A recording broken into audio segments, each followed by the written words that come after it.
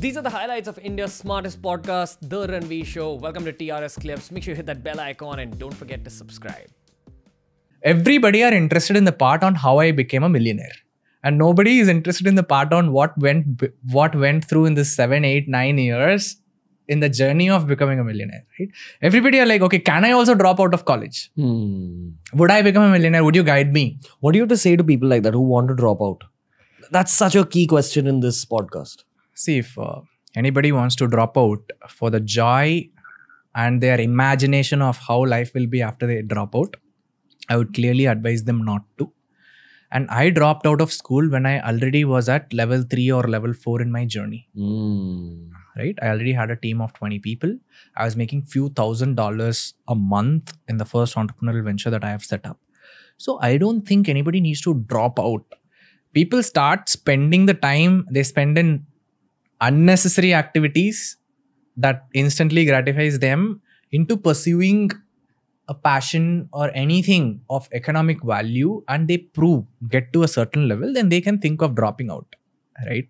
And dropping out is not fancy. If I dropped out and failed, nobody would even talk to me, right? I've dropped out, come somewhat ahead, like from level 3, I've come to level 6. Still, there are maybe 1,000 levels that I have to walk forward. I am trying to quantify this to make a sense among the people who are comprehending, okay, if they drop out of their schools or colleges that they are going to, life will be so great, they can be a successful entrepreneur. It's not the dropping out that makes any difference. It's the time, energy, and continuous relentless progress and value creation that they do over a very long period of time, 2, 3, 4, 5 years, that takes them to where they are. That have a certain trajectory with where your life is going, man. We actually had hired a dropout, I think a couple of years ago. Very promising at the start. The way he had submitted his resume was he actually built out an Instagram page about the podcast and fantastic graphics, fantastic work, fantastic dedication, which you would see through the edit, subtitled and all. That time there was no tool for subtitling, so you had to type it out yourself. Just heavy amounts of work. We got in touch with him, interned with us for a while, performed well while interning. I called him and he said, yeah, I'll come. And I told him that, listen, man, even if you're dropping out, you have to work immensely here. He actually left his house against the will of his family. Came to Bombay, spent time, lived in the office, worked well for 2 months. And then the performance slumped. Like badly slumped.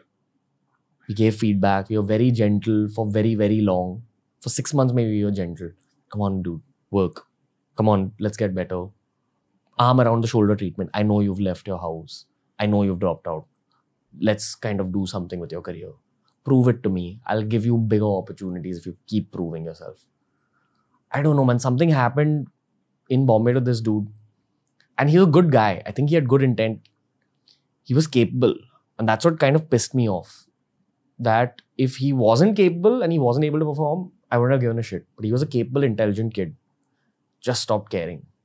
Because he assumed that now that I've dropped out, I've taken a risk. I've proven myself. I proved myself with my internship and the work assignment that I'd done back then. Just stopped working hard.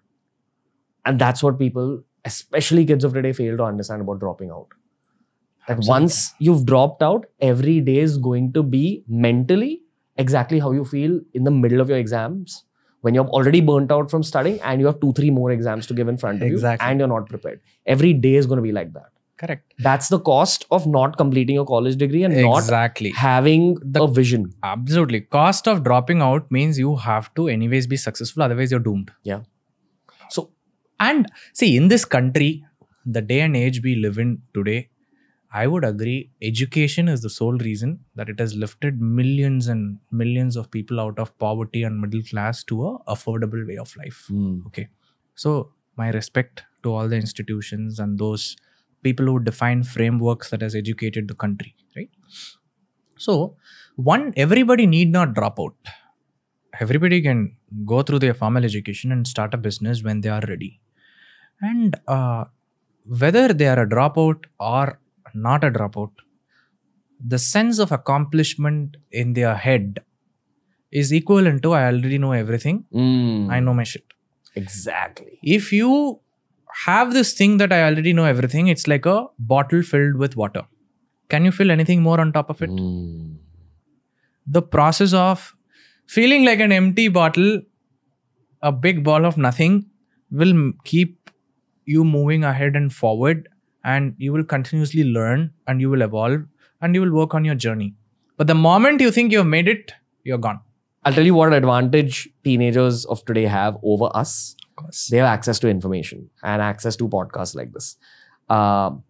Throughout my college life, I was told that I won't be able to make it in the big bad world, and I'll have to go for a higher education. And nothing against higher education, but the good thing I did was that I took actions, I executed, just like yourself.